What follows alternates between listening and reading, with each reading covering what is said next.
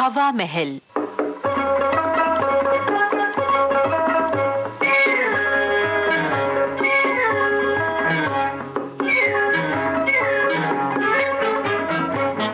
हवा महल में आज प्रस्तुत है श्री अनिसेट्टी सुब्बाराव की मूल नाटिका का हिंदी रूपांतर जीवन भय।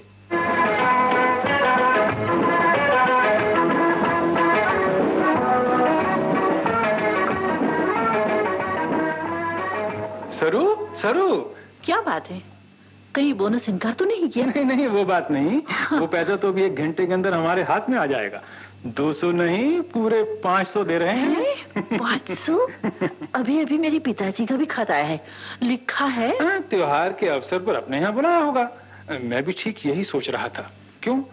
हाँ भाई, उनका दिल नहीं दुखाना चाहिए। जरूर चलेंगे। पर इस हालत में मैं कैसे जाऊं? चढ़ाऊ हाल तो भी गिरवी रखा हुआ है। तभी तो मैंने ये योजना बनाई है। जरा इत्मीनान से सुन लो मेरी बात। अभी अभी मैं दफ्तर जाकर बोनस का पैसा लेता आऊंगा। अगर वो रकम नागराज को चुका दें तो तुम्हारा हीरों का हार तुम्हारे गले में आ जाएगा और त्योहार का दिन बड़े धूमधाम से कटेगा। नहीं कटेगा। क्यों नहीं कटेगा? आपकी योजना को उलट दिया है। किसने? मेरे पिताजी ने। वो कैसे? बस ऐसे।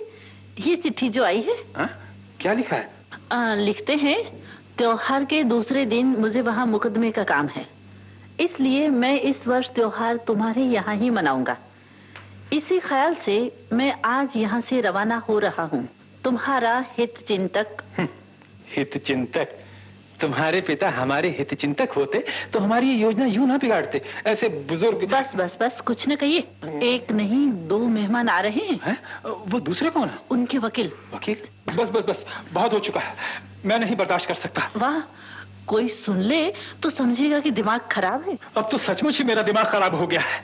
शादी क्या हुई कि नौकरी का भार और घर गृहस्थी का उत्तरदायित्व सब सिर पर आ पड़ा और दिमाग भी खराब हो गया। नागराज धमकियां दे रहा था कि अगर मैं रुपया अदा नहीं करूं तो गिरवी रखा हुआ जड़ाऊ बेच देगा। इधर तुम इस बात पर अड़ी हो कि अगर मैं वो हार नहीं लाऊं तो तुम अपने पिताजी से कहकर मेरी इज्जत पर बट्टा लगाओगी। सारी दुनिया मुझे हिरन की तरह खदेड़ रही है, इसीलिए मुझे अपनी पत्नी से डर है, बंधु मित्रों से डर है। आखिर जिंदगी से भी मुझे डर महसूस होने लगा है सरू। पूरा जीवन भय भय। आपको देखकर मुझे भी डर लगने लगा। रो मत सरू, रो मत। तुम रोगी तो मुझे और डर लगेगा। सरू, हमारे सुखी रहने का एक ही रास्ता है। क्या? मेरी बात सुनो तो। मैंने आपकी बात कब नहीं सुनी? तो चलो यहाँ से चले। कहाँ? उस दोस्त के यहाँ। पर मेरे पिताजी। बताओ, तुम्हें अपने पिताजी चाहिए या हीरो का हार? अगर पिताजी वापस भी चले जाते हैं तो फिर से पत्र देने से चले आ सकते हैं, पर हीरो का हार अगर हाथ से निकल गया तो बस गया ही समझो। हाँ, तो चलिए चलें। बस जल्दी तैयार हो जाओ। बस 10 मिनट में तैयार हो जाती हूँ, देखते रहना।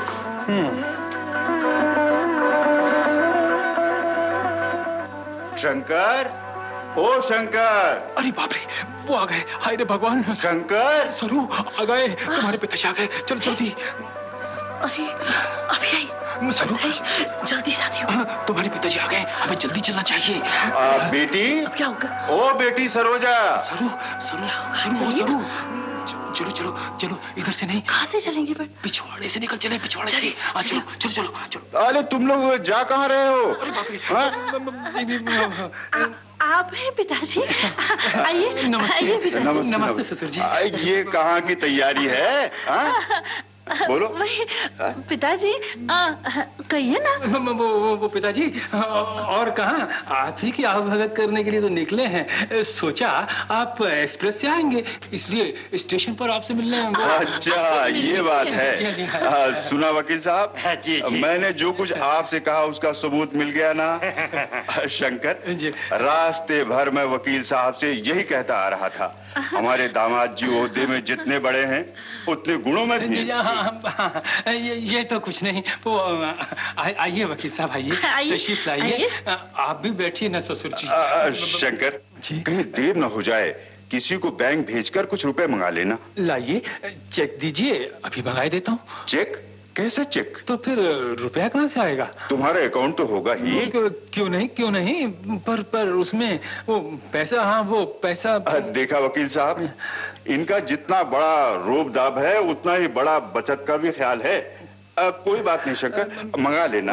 बात वो नहीं जी, वो ज्यादा रकम निकालेंगे तो बैंक वाले उद्यम मचाएंगे। अरे जब पैसा हमारा है तो वे लोग उद्यम क्यों मचाएंगे?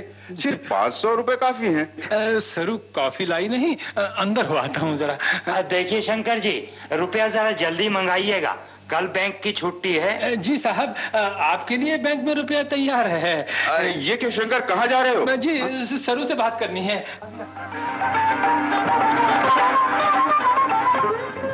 सरू मैं जा रहा हूँ परसों रात तक, यानी इनके यहाँ से चले जाने तक मैं अपने दोस्त के यहाँ रहूंगा। वह तो ठीक है, पर मैं इनकी खातिरदारी करूँ कैसे? हाँ, इसमें कोई कमी न होने पावे, पकवान आदि बनाना। पर कैसे? पैसे तो नहीं है हाथ में। तुम्हारे पिताजी के पास होंगे ना, मांग लेना। आपके दोस्त आपको कपड़े देंगे ना? क्यों नहीं? वे कपड़े यहाँ भेज दीजिएगा, अपने पिताजी को मैं दे दूंगी। अच्छा, बहुत खूब। सरू देखो, ये मेरे लिए जीने मरने का सवाल है, समझी? त्योहार के पहले कईयों के कर्ज मुझे चुकाने हैं। अगर मैं घर में रहूं तो वो लोग मुझे घेर लेंगे और फिर हमारी पोल खुल जाएगी। और देखो, तुम्हारे हीरों के हार के लिए दफ्तर से पैसा भी लेना है ना? हाँ, लेना ही तो है।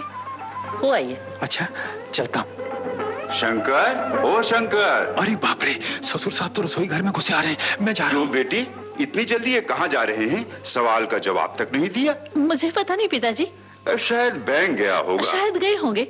ये लीजिए पिताजी, कॉफी।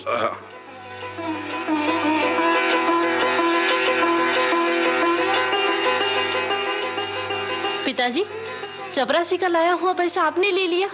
शायद उन्हें कुछ जरूरत हो इस पैसे की।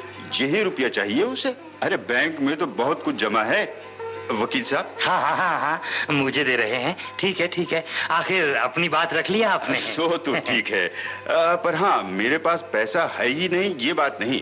जब घर से निकला तो जेब में केवल 1116 रुपए थे और मैं वैसे ही चला आया। अरे साहब, आपको किस बात की फिक्र है?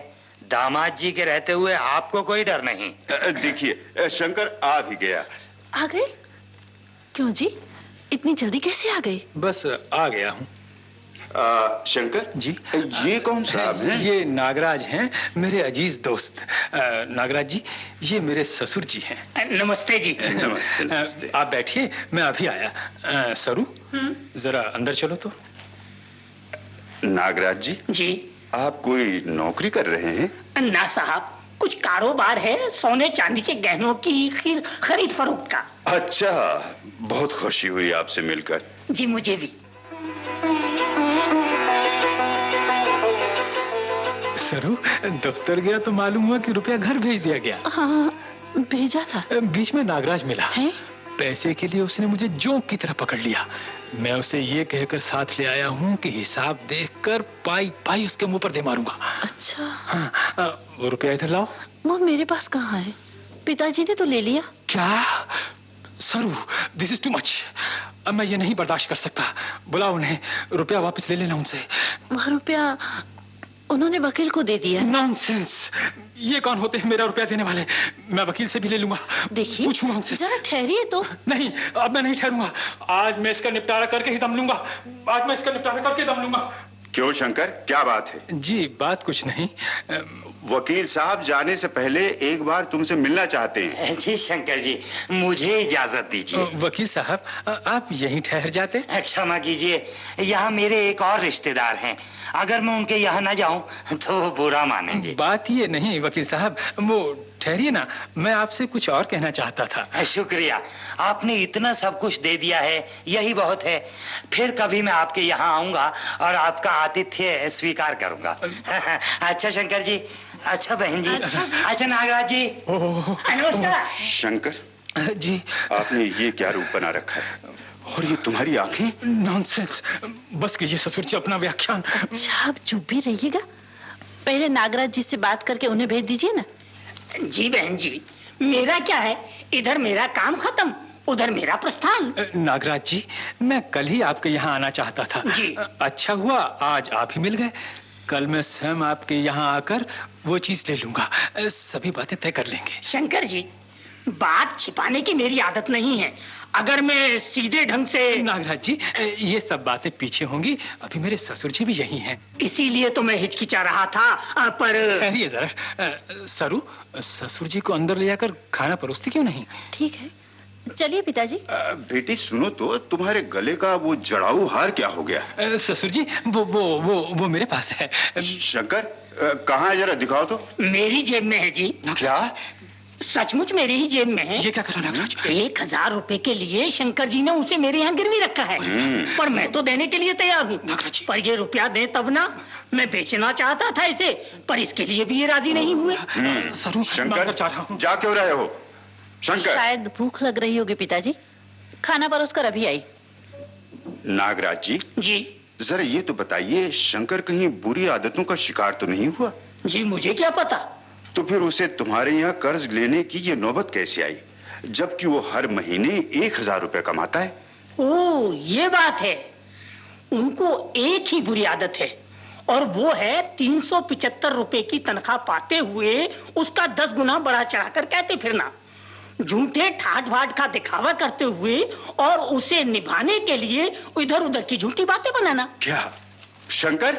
शंकर जी जी जी जी कहिए। तुम्हारी तनख्वाह सिर्फ 375 रुपए है? जी हाँ, DNS allowance, house allowance, cycle allowance सब मिलाकर। अच्छा, तो जितनी बातें तुमने बताई थी सब झूठी थी? हाय रे भगवान, मेरे दामाद जितने झूठे हैं उतने होशियार हैं। सरू सरू ये सब क्या है बेटी? पिताजी पहले उन्हें भेज दीजिए, फिर पीछे बातें होंगी। मैं थोड़ी उन्हें रोकता हूँ, भेज दो ना। जब आप रुपया नहीं दे रहे हैं तो मैं जाऊं भी कैसे? शंकर उनकी बात का जवाब दो। आप ही दे दीजिए जवाब। 500 रुपए तो आपने हथिया लिया मुझसे पूछे बगैर ही। मैंने समझा था वो मेरे लिए त्योहार का उपहार है। नागराज जी, वह हीरो का हार इधर मुझे दीजिए, रुपया मेरे पिताजी आपको दे देंगे। क्यों नहीं, वे तो बड़े लखपति हैं। लखपति? आपसे किसने बताया कि मैं लखपति हूँ? पिताजी ये सब रहने दीजिए, पहले उन्हें रुपया दीजिए ना। ठीक है, कितना रुपया है? ब्याज सहित कुल 1116 रुपए। बाप रे, मेरे पास तो। दे दीजिए ना पिताजी। ठीक है बेटी, ये लो। शुक्रिया शुक्रिया। अब इजाजत दीजिए, नमस्ते। शंकर जी, ये सब क्या बेला है? जी शंकर ठहरो जरा, कहाँ भागे जा रहे हो? जी, आपकी बातें सुनने और आपको देखने में मुझे डर लग रहा है। डर काहेगा? डर? ऐसी झूठी प्रतिष्ठा का दिखावा करने के लिए तुमसे किसने कहा? दुनिया ने। दुनिया? कैसी दुनिया? आखिर तुम अपने ससुर को भी धोखा देने के लिए तुले हुए हो। जा कहाँ रहे हो? सरू में चला। पिताजी क्यों नाराज होते हैं उन पर? नहीं तो लोगों के सामने ये झूठ मूठ की बातें कैसी? उन्होंने झूठी बातें अपने लिए नहीं बल्कि हमारे लिए भी कही हैं। आपको उन्होंने लखपति बताया है, इससे आप समझ सकते हैं उनका मन कैसा है। वो भी तो ठीक है, पर मैं कहाँ का लखपति हूँ। पर बेटी, मैंने देखा जैसे ही मैंने यहाँ कदम रखा, शंकर का रुख बदल गया। अब मैं चला जाऊंगा, शंकर से पूछकर रेल खर्च के लिए पैसा मांग लेना।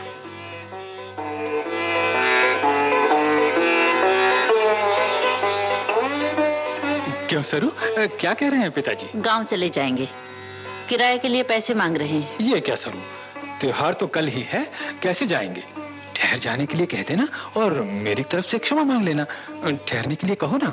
आप भी बड़े अजीब हैं, आने वालों को आने को मना करते हैं, जाने वालों को ठहरने को कहते हैं। जाने दीजिए ना। नहीं। क्यों नहीं? सच बात कह दूं सरू, मेरे पास उनके रेल खर्च के लिए पैसा भी नहीं है। तो आप खुद जाकर ये बात उनसे कह दीजिए ना। बाप रे बाप, मुझे उन्हें देखते डर लगने लगता है। हमेशा इसका डर उसका डर। सुनिए, आइंदा हमें किसी से डरना नहीं चाहिए, वास्तविकता का सामना करना ही पड़ेगा। ठीक है, जाता हूँ, जाता हूँ।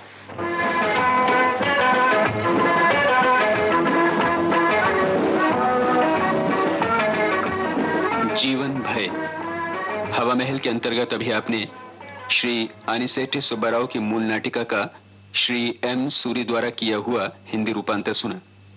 कलाकार दिनेश कुमार, भारती व्यास, जगतपाल सिंह, सीएम नागर और मिश्रीलाल। ध्वनि संयोजक मनोहर सावे और प्रस्तुतकर्ता पुरुषोत्तम दारवेहकर।